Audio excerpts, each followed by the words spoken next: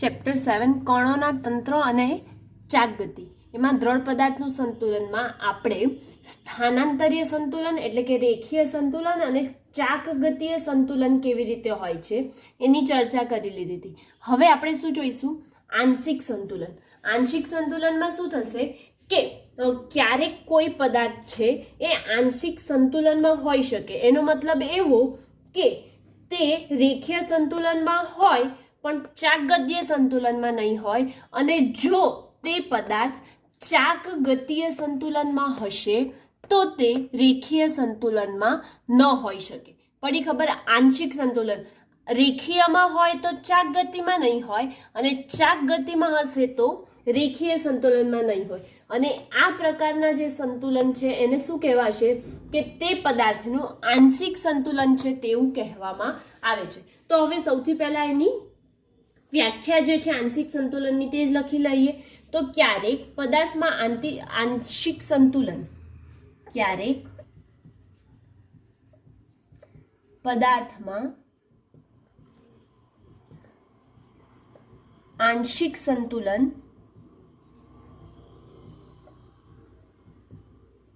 હોઈ શકે. હવે હોઈ શકે તો કેવી રીતે હોઈ શકે? તો જો પદાર્થ રેખીય સંતુલનમાં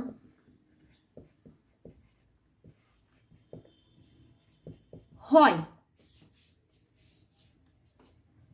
પણ ત્યારે ચાક ગતિય સંતુલનમાં ન હોય. તેવી જ રીતે સેમ કે જો પદાર્થ ચાક ગતિય સંતુલનમાં હોય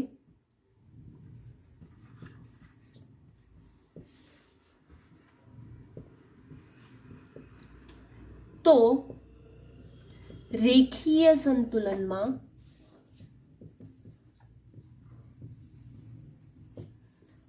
ન હોય. તેવા સંતુલનને કેવું સંતુલન કહેવાય છે? આંશિક સંતુલન કહે છે. આંશિક સંતુલન કહેવાય. હવે આપણે એની વ્યાખ્યા તો જોઈ લીધી, એટલે કે આંશિક સંતુલન છે શું છે એ સમજી લીધું. તો હવે કોઈ ઉદાહરણ લઈને સમજે. તો ધારો કે મારી પાસે એક દળ રહિત, કેવી? એક અવગણ્ય દળ ધરાવતો સળિયો છે. એ સળિયાની આ ધારો કે એ બાજુ છે અને આ બી બાજુ છે, અને સળિયાનું મધ્ય બિંદુ સી છે. આ સળિયામાં જે બળ લાગે છે એ બંને નીચે બાજુ લાગે છે. ક્યાં બાજુ લાગે છે? નીચે બાજુ. તો હવે આપણે એના માટે આંશિક સંતુલન જોઈએ, બરાબર? તો આ સળિયો છે અને આ સળિયામાં મધ્ય બિંદુથી જે અંતર છે એ થી સી નું અંતર ધારો કે એ છે, અને બી થી સી નું અંતર પણ એ છે. એટલે કે ટોટલ અંતર કેટલું થઈ જાય? 2a જેટલું થાય. અને આ બળની દિશા છે. હવે બળ નીચે બાજુ લાગે છે તો ટોર્ક બંને એકબીજાથી વિરુદ્ધ દિશામાં લાગે. હવે આપણે જોઈએ કે શું થાય છે.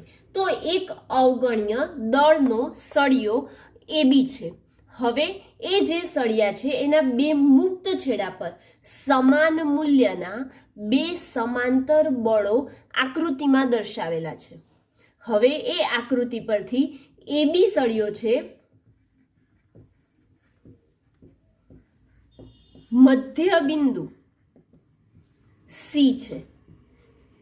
તેથી ધારી શકીએ આપણે કે ધારો કે એ થી સી નું અંતર એ છે અને બી થી સી નું અંતર પણ એ છે. માટે હું લખી શકું AC બરાબર BC બરાબર એ.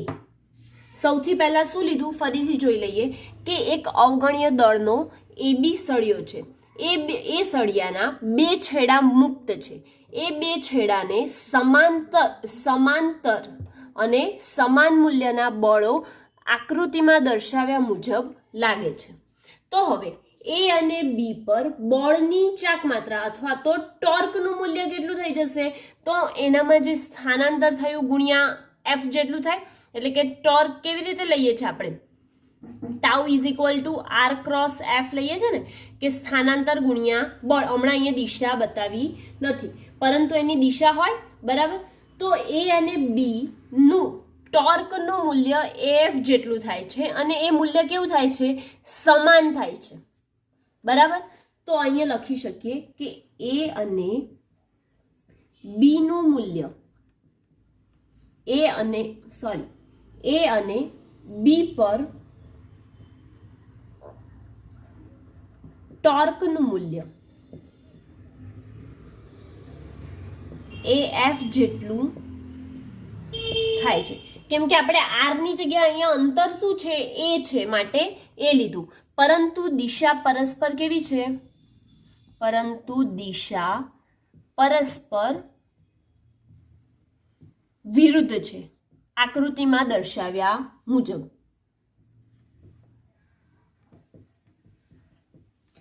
હવે જો દિશા વિરુદ્ધ હોય તો આપણું સળિયા પરનું જે ટોર્ક, પરિણામી ટોર્ક છે, કેવું થઈ જાય? શૂન્ય થઈ જાય, બરાબર. તો આના ઉપરથી એવું કહી શકીએ કે સળિયો ચાક ગતિય સંતુલનમાં છે, પણ તે રેખીય સંતુલનમાં નથી. ધેટ મીન્સ જે ટોટલ બળ લાગે છે, કુલ બળ, એ 0 થતું નથી, અને એ વખતે ટોર્ક આપણું કેવું થાય છે? શૂન્ય થાય છે.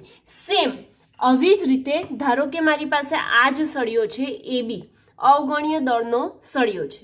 હવે એ જ સળિયાની લંબાઈ આપણે કેટલી ધારી હતી? 2a ધારી હતી.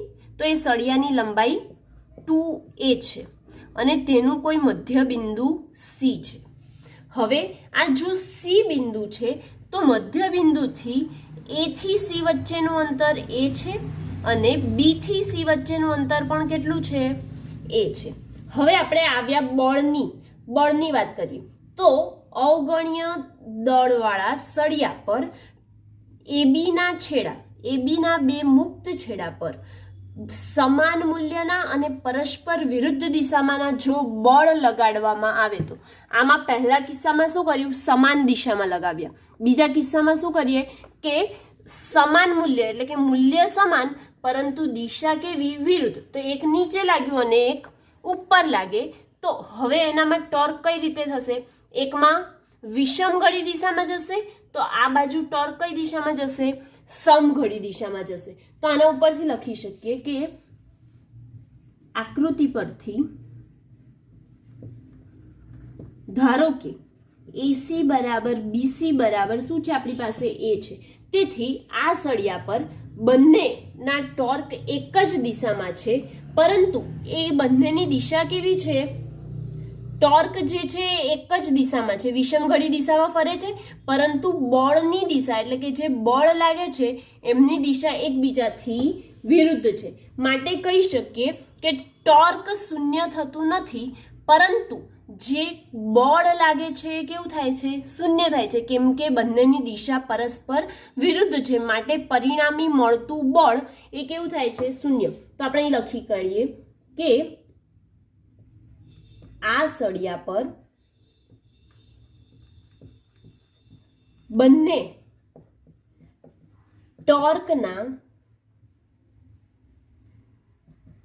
ટોર્કની દિશા સમાન છે.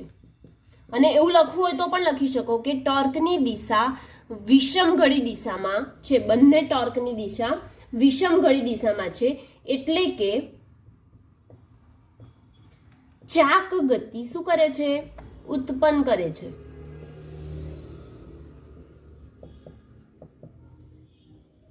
સળિયા પરનું શું શૂન્ય થઈ જાય? સળિયા પરનું બળ, એટલે કે સળિયા પરનું કુલ બળ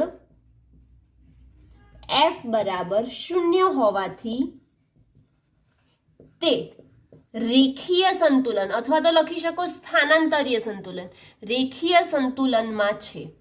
બળ શૂન્ય થાય તો રેખીય સંતુલનમાં છે, અને જો ટોર્ક શૂન્ય થાય તો ચાક ગતિય સંતુલનમાં છે. આ કેવા શેમાં સંતુલનમાં છે? ચાક ગતિમાં. જ્યારે આ સળિયો શેમાં સંતુલનમાં છે? રેખીય ગતિમાં. બરાબર, ખાસ યાદ રાખવાનું, આપણે આના પહેલા જ જોઈ ગયા છીએ કે રેખીય સંતુલનમાં ક્યારે હોય? જ્યારે બળ શૂન્ય થાય. ચાક ગતિ સંતુલનમાં ક્યારે હોય? જ્યારે ટાઉ 0 થાય. રેખીય સંતુલનમાં છે. પરંતુ ટોર્ક અથવા તો કુલ ટોર્ક ના કારણે તે ચાક ગતિય સંતુલનમાં નથી તેવું કહી શકાય. ઓકે, અને આમ સળિયો સી બિંદુ પર, હવે થાય આપણે એ અને બી બિંદુની વાત કરી, તો જે સળિયો છે તે સી બિંદુ આગળથી સ્થિર હોય તો તે શુદ્ધ ચાક ગતિ કરે છે તેવું કહેવાય. ક્યારે? જ્યારે સળિયો સી બિંદુ પર સ્થિર હોય ત્યારે શુદ્ધ ચાક ગતિ કરે છે તેવું કહેવામાં આવે છે. અને એની સાથે જ આપણું જે આંશિક સંતુલન છે એ અહીંયા કમ્પ્લીટ થાય છે. બળ યુગ્મ અને તેના ઉદાહરણો જોઈએ તો જુદી જુદી કાર્યરેખા ધરાવતા બે સમાન મૂલ્યના અને વિરુદ્ધ દિશામાંના બળોની જોડને બળ યુગ્મ કહે છે. ફરીથી બળ યુગ્મની વ્યાખ્યા જોઈએ. શું કે બળ યુગ્મ જુદી જુદી કાર્યરેખા ધરાવતા બે સમાન મૂલ્યના અને વિરુદ્ધ દિશામાંના બળોની જોડને બળ યુગ્મ કહે છે. હવે બળ યુગ્મના ઉદાહરણ જોવાના છે એ પહેલા આપણે અહીંયા વ્યાખ્યા લખીએ. શું કે બળ યુગ્મ જુદી જુદી કાર્ય રેખા ધરાવતા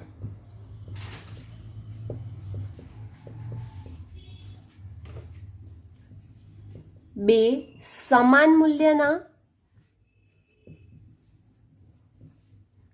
અને વિરુદ્ધ દિશાના બળોની જોડને બળ યુગ્મ અથવા ટોર્ક તરીકે ઓળખવામાં આવે છે. અને જે બળ યુગ્મ છે એ સ્થાનાંતરીય ગતિ કર્યા વિના ચાક ગતિ ઉત્પન્ન કરે છે. કોણ? બળ યુગ્મ જે છે એ સ્થાનાંતરીય ગતિ અથવા તો રેખીય ગતિ કર્યા વગર ચાક ગતિ ઉત્પન્ન કરે છે. હવે તેના ઉદાહરણ જોઈએ તો ધારો કે તમે આપણે ડેલી લાઈફમાં આપણે યુઝ કરીએ છીએ બોટલનો, બરાબર? તો એ બોટલને તમે ઢાંકણ એમનેમ ખુલી જાય છે કે તમારે આંગળીઓ વડે એને ઢાંકણને ફેરવવું પડે છે? ઢાંકણને આંગળીઓ વડે ફેરવવું પડે છે, બરાબર? તો જે આપણે બોટલના ઢાંકણને ખોલીએ છીએ ત્યારે આપણી આંગળીઓ ઢાંકણા પર શું રચે છે? બળ યુગ્મ રચે છે, બરાબર? હવે મારી પાસે આ કોઈ બોટલ છે. હવે એ બોટલને મારે બળ યુગ્મ કેવી રીતે રચાય? તો એ ઢાંકણાને હું જ્યારે મારી આંગળીઓ વડે ફેરવું તો એ ખુલે, અને એ ખુલે ત્યારે એ બળ યુગ્મ રચાય છે. તો એ બળ યુગ્મ કોના દ્વારા રચાય છે? તો એ આપણી આંગળીઓ દ્વારા ઢાંકણ પર એક બળ યુગ્મ રચાય છે અને તે ચાક ગતિ કરે છે. ચાક ગતિ કરે છે એનો મતલબ શું થયો? કે ઢાંકણ ખુલે છે. તો આપણે જો ઉદાહરણ લખવું હોય તો લખી શકીએ કે જ્યારે બોટલના ઢાંકણને ખોલીએ ત્યારે આપણી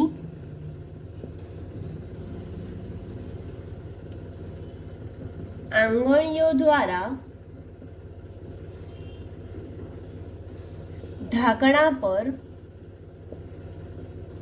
એક બળ યુગ્મ રચાય છે. તેથી ઢાંકણું ચાક ગતિ કરે છે. ચાક ગતિ કરે છે એનો મતલબ શું થયો? કે ઢાંકણું ખુલે છે, બરાબર? એવી જ રીતે જો મારે બીજું ઉદાહરણ જોવું હોય તો તમે હોકાયંત્ર જોયું હશે અથવા તો તમે ચુંબકીય સોય જોઈ હશે, બરાબર? તો એ ચુંબકીય સોયની એક જ આધાર પર આ રીતે કંઈક લટકેલી હોય છે, એવું હોય છે. જોઈએ આપણે, 1 મિનિટ. એક જ આધાર પર એનો એક બાજુ N ધ્રુવ અને બીજી બાજુ S ધ્રુવ, અને એનો કોઈક એક આધાર હોય છે, એના ઉપર એ લટકેલી હોય છે. હવે એ ચુંબકીય સોય છે, એને કોઈ હલાવવાની જરૂર પડતી નથી. એ પોતાની જાતે જ તેના ઉત્તર અને દક્ષિણ ધ્રુવના કારણે તે શું કરે છે? ભ્રમણ કરે છે અને તેની ચાક ગતિ રચે છે, એટલે કે તે તેના બળ યુગ્મો રચે છે. તો જે ઉત્તર ધ્રુવ છે એ ઉત્તર દિશામાં રચશે અને જે તેનો દક્ષિણ ધ્રુવ છે ક્યાં રચશે? તેની દક્ષિણ દિશામાં. તો આપણે લખીએ એનું કે પૃથ્વીના ચુંબકીય ક્ષેત્રમાં હોકાયંત્રની સોય એ પણ બળ યુગ્મનું એક ઉદાહરણ છે. એ તો આપણને ખબર પડી, પરંતુ એ કેવી રીતે રચે? તો જે પૃથ્વીનું ચુંબકીય ક્ષેત્ર છે, પૃથ્વીનું ચુંબકીય ક્ષેત્ર સોયના ઉત્તર અને દક્ષિણ ધ્રુવ પર કેવું હોય છે? સમાન હોય છે. એટલે કે સમાન હોય, ધેટ મીન્સ સમાન બળ લગાડે છે. હવે જો સમાન બળ લગાડે છે, પરંતુ આ જે ઉત્તર દિશા છે, તો એ ઉત્તર ધ્રુવ અને દક્ષિણ ધ્રુવ સમાન બળ લગાડે તો સોયના ઉત્તર ધ્રુવ પર લાગતું બળ ઉત્તર તરફ હશે, જ્યારે દક્ષિણ ધ્રુવ પર લાગતું બળ એ કઈ દિશામાં હશે? દક્ષિણ દિશા તરફ હશે. તો એના પરથી લખી શકીએ કે સમાન બળ લગાડે છે અને સોયના ઉત્તર ધ્રુવ પર લાગતું બળ ઉત્તર તરફ અને દક્ષિણ ધ્રુવ પર લાગતું બળ ક્યાં હોય છે? દક્ષિણ તરફ હોય છે. આ બળો સમાન અને વિરુદ્ધ દિશાના હોવાથી શું રચે છે? બળ યુગ્મો રચે છે.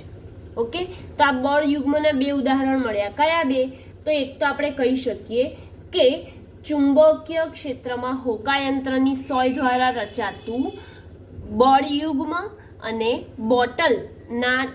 બોટલનું જે ઢાંકણ છે એ ઢાંકણ પર રચાતું બળ યુગ્મ. ઓકે, અહીંયા બળ યુગ્મ અને એના ઉદાહરણ એની સાથે. ફ્રેન્ડ્સ, હવે આપણે ચાક માત્રાનો સિદ્ધાંત જોઈએ. ચાક માત્રાનો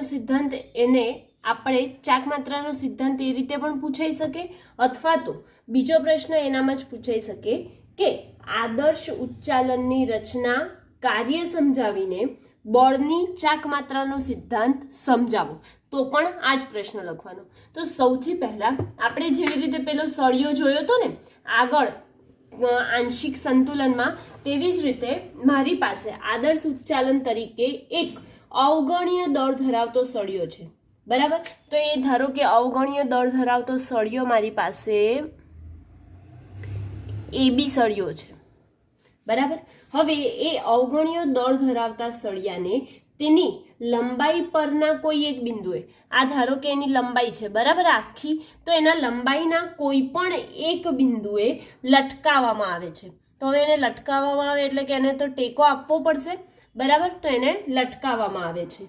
આ બિંદુ તેનું આધાર બિંદુ કહે છે, અને જે બિંદુ પર તેને લટકાવવામાં આવ્યો છે તેને તેનું આધાર બિંદુ કહીએ છીએ. તો આધાર બિંદુ એટલે કે એને હું O નામ આપી શકું. બરાબર? તો આ જે આધાર બિંદુ છે એને ઉચ્ચાલન યાંત્રિક સંતુલન ધરાવતું તંત્ર છે.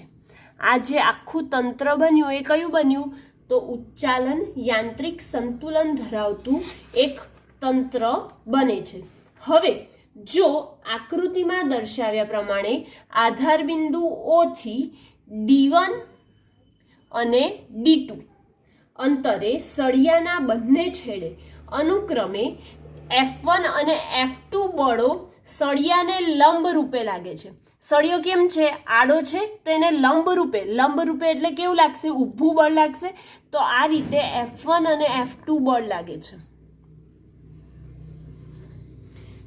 અને આ બંને બળો જે છે તેમની દિશા કેવી છે? બળ જે લાગે છે બંને ક્યાં લાગે છે? નીચે તરફ લાગે છે. આધાર બિંદુ O છે, અહીંયાથી A થી O નું અંતર D1 અને B થી O નું અંતર કેટલું છે? D2 છે. તો આપણે હમણાં જેટલું લીધું એટલું પહેલા લખી કાઢીએ. તો આદર્શ ઉચ્ચાલન તરીકે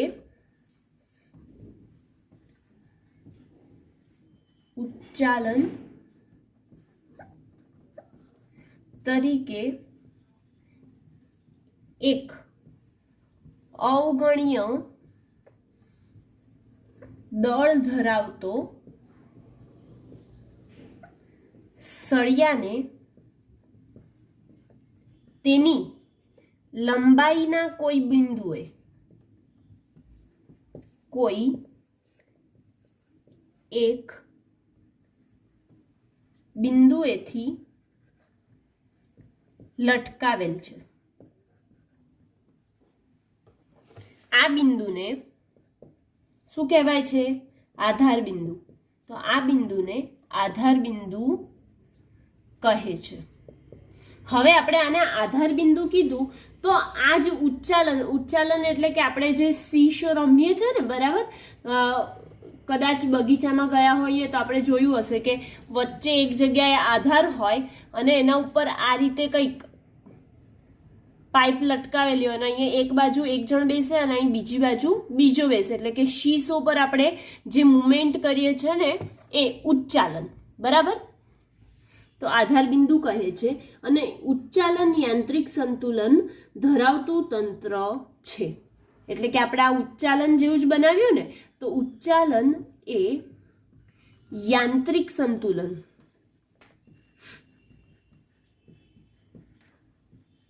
ધરાવતું તંત્ર છે. ઓકે, હવે જે આકૃતિ દોરી છે ને એ આકૃતિ વિશે આપણે માહિતી મેળવી લઈએ.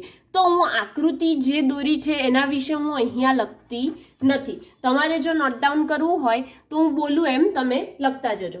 આકૃતિમાં દર્શાવ્યા મુજબ આધાર બિંદુ O થી D1 અને D2 અંતરે સળિયાના બંને છેડે અનુક્રમે બળ F1 અને F2 લંબ રૂપે લાગે છે, બરાબર. હવે આ જે બળો લંબ રૂપે લાગે છે તો તે આધાર બિંદુએ લંબ પ્રતિક્રિયા બળ R, આ જે છે એનું વજન બળ જો નીચે બાજુ લાગતું હોય તો લંબ પ્રતિક્રિયા બળ જે છે એ ઉપર તરફ લાગે ન્યૂટનની ગતિના ત્રીજા નિયમ મુજબ. તો એવું લખી શકીએ આપણે કે આધાર બિંદુ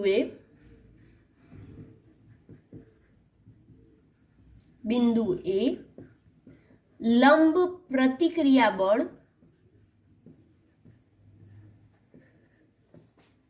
સદિશ R આકૃતિમાં દર્શાવ્યા મુજબ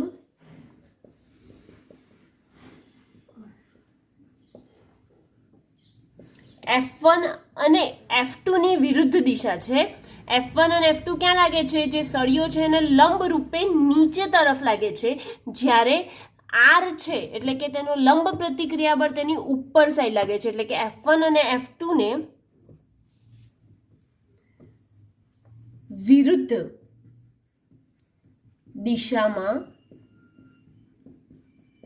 લાગે છે. ઓકે, પડી ખબર? હવે આ ઉર્ધ્વ દિશામાંના બળોને ધન અને અધો દિશામાં જે બળ લાગે છે તેમને ઋણ લેવામાં આવે તો રેખીય ગતિના સંતુલન માટે આપણે શું લખી શકીએ?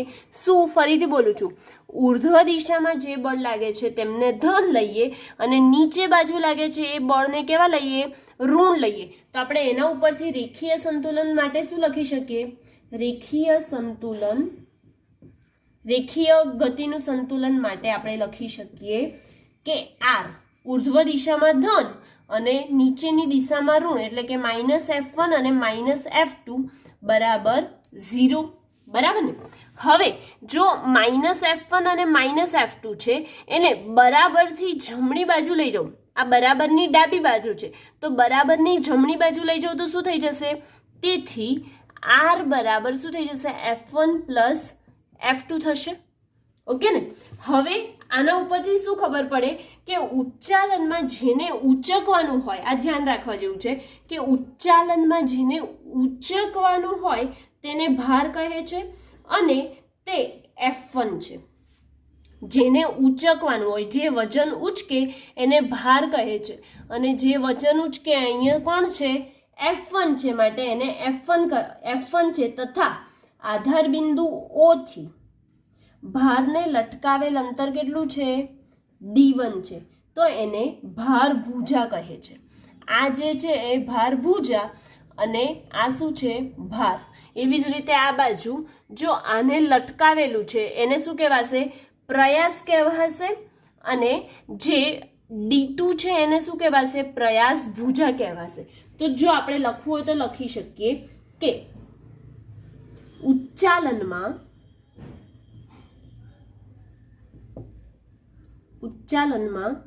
જેને ઉચકવાનું હોય તેને ભાર કહે છે.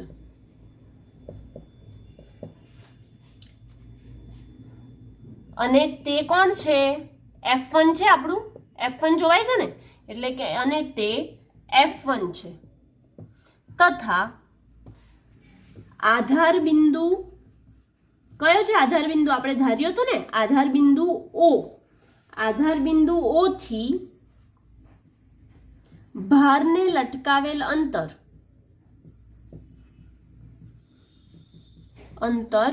D1 છે, જેને ભાર ભુજા કહેવામાં આવે છે. ભાર ભુજા કહે છે અથવા તો કહેવામાં આવે છે. તેવી જ રીતે ઉચ્ચાલનના બીજા છેડે, હું આ પોઈન્ટ નથી લખતી જે હમણાં બોલું છું એ, ફરીથી બોલું કે ઉચ્ચાલનના બીજા છેડે ભાર ઉપાડવા માટે લાગુ પાડેલ બળ શું છે? F2 છે. ભાર કોણ ઉપાડે છે? F2. એટલે કે ભાર ઉપાડવા માટે લાગુ પાડેલ બળ F2 છે અને તેને પ્રયાસ કહે છે, જેનું આધાર બિંદુથી અંતર D2 છે અને D2 ને પ્રયાસ ભુજા કહે છે. ફરીથી બોલું છું, ધ્યાનથી સાંભળજો કે જેને ઊંચકવાનું હોય તે ભાર કહે છે અને અહીંયા શું છે? F1 છે અને O થી ભારને લટકાવેલ અંતર D1 છે, જેને ભાર ભુજા કહે છે. તેવી જ રીતે સેમ શું? F2 માટે તો ઉચ્ચાલનના બીજા છેડે ભારને ઉપાડવામાં, ભાર ઉચકવો બી તો પડે, તો ભારને ઉપાડવા માટે લાગુ પાડેલ બળ F2 છે, જેને પ્રયાસ કહે છે અને જેનું આધાર બિંદુથી અંતર લટકાવેલ અંતર D2 છે. આધાર બિંદુથી અંતર D2 છે, જેને પ્રયાસ ભુજા કહેવામાં આવે છે. ઓકે. હવે આ પ્રયાસ ભુજા અને ભાર ભુજા પરથી આપણે એવું કહી શકીએ, અહીં ખાલી એક પોઈન્ટમાં લખી દઉં કે D2 ને પ્રયાસ ભુજા કહે છે. ભુજા કહે છે. હવે આપણે કહી શકીએ કે જો ચાક ગતિય સંતુલન માટે આધાર બિંદુને અનુલક્ષીને ટોર્કનો સરવાળો 0 થવો જોઈએ. શેના માટે? આપણે જોયું હતું આગળ ચાક ગતિ અને રેખીય સંતુલન, ચાક ગતિય સંતુલન ને રેખીય સંતુલન. તો ટાઉ શું થાય? 0. જ્યારે ચાક ગતિય સંતુલન હોય છે ત્યારે ટોર્ક 0 થાય છે. માટે આપણે લખી શકીએ કે ટોર્ક ટાઉ બરાબર D ક્રોસ F, એટલે કે અંતર ગુણ્યા બળ લખીએ છીએ ને, તો અહીંયા અંતર આપણે D1 અને D2 લીધું છે, માટે અહીંયા ડાયરેક્ટ શું લીધું? D cross F. તેથી આના ઉપરથી આપણે કહી શકીએ કે D1 F1, અંતર D1 અને આ કેટલું છે? F1 minus D2 F2 is equal two 0. હવે આ બંનેની દિશા પણ હશે ને, તો જે F1 છે એની દિશા જો અંદર તરફ જતી દિશામાં, એટલે કે વિષમઘડી દિશામાં હશે તો એનું ટોર્ક ધન આવે, અને જો તે સમઘડી દિશામાં જતું હશે, આ સમઘડી દિશા છે એટલે કે સમઘડી દિશામાં હશે તો એનું ટોર્ક કેવું આવે છે? ઋણ આવે છે. આ બાજુ કેવું છે? સમઘડી છે, માટે ટોર્ક ઋણ આવ્યું, અને આ વિષમઘડી છે માટે ટોર્ક ધન આવ્યું, બરાબર 0. તેથી આપણે લખી શકીએ કે d1f1 બરાબર d2f2 થાય. આ વિષમ ઘડી અને સમઘડી ટોર્ક માટે ખાસ યાદ રાખવાનું કે જો ટોર્ક વિષમ ઘડી દિશામાં હોય તો ધન આવે અને જો સમઘડી દિશામાં હોય ટોર્ક તો તે કેવું આવે છે? ઋણ આવે છે. અને આના ઉપરથી શું લખી શકીએ? d1f1 is equal two d2f2. એનો મતલબ શું થયો કે ભાર ભુજા ગુણ્યા ભાર બરાબર પ્રયાસ ભુજા ગુણ્યા પ્રયાસ, બરાબર. એટલે કે આના ઉપરથી આ સમીકરણ પરથી બળની ચાક માત્રાનો સિદ્ધાંત છે. આ સમીકરણ આપણે શું કહી શકીએ કે બળની ચાક માત્રાનો સિદ્ધાંત. હવે આ જે સમીકરણ મેળવ્યું તો એના ઉપરથી હું એવું લખી શકું કે F1 અને F2 ના ગુણોત્તરને આપણે યાંત્રિક લાભ એટલે કે મેકેનિકલ એડવાન્ટેજ કહીએ છીએ. F1 by F2 is equal two આ બંનેનો ગુણોત્તર એટલે કે યાંત્રિક લાભ. ઓકે, અથવા તો એને m.a મેકેનિકલ એડવાન્ટેજના રૂપે પણ લખી શકાય છે. તેથી m A is equal two શું થઈ જશે? F1 અને F2 ને કરતા બનાવી દો તો F1 છે અહીંયા, શું જતું રહેશે? છેદમાં F2 જતું રહેશે. F1 ના છેદમાં F2 ગયું તો આ બાજુ શું બચ્યું? D2 બચ્યું કે નહીં? બચ્યું ને. તો D2 ના છેદમાં શું આવી જશે? આ બાજુ D1 ક્રોસ ગુણાકાર કર્યો, ધ્યાનથી જુઓ. F1 ના છેદમાં F2 આવ્યું તો D2 ના છેદમાં શું જતું રહ્યું? D1. તો યાંત્રિક લાભ વધુ મેળવવા માટે પ્રયાસ ભુજા D2 એ ભાર ભુજા D1 કરતા મોટો રાખવો જોઈએ, જેથી D2 is greater than D1.